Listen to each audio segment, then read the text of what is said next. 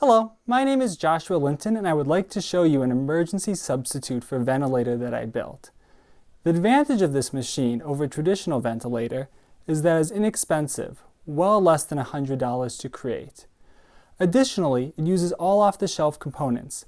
Nearly all these pieces could be picked up at a typical hardware store and someone could start building it tomorrow. It requires relatively little skill to construct. Someone with basic woodworking tools and knowledge could build one of these with less than a man-hour worth of labor.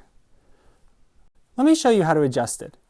It plugs into a standard AC outlet, and there's a switch right on the cord to turn it on.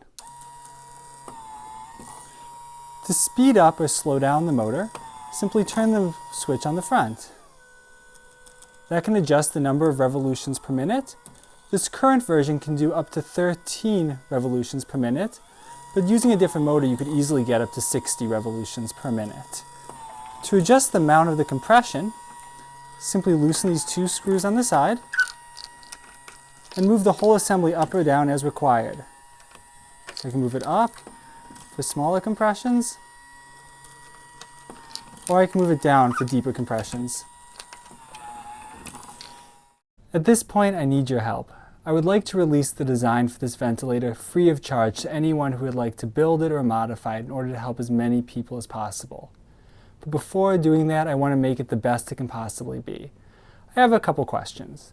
First, if you had a patient who needed a ventilator but one was not available, would you find a machine like this helpful? Second, are there any additional features I can add or design changes I could make to make this machine more usable for you? Please let me know at the email below, and I look forward to hearing your feedback. Thank you very much.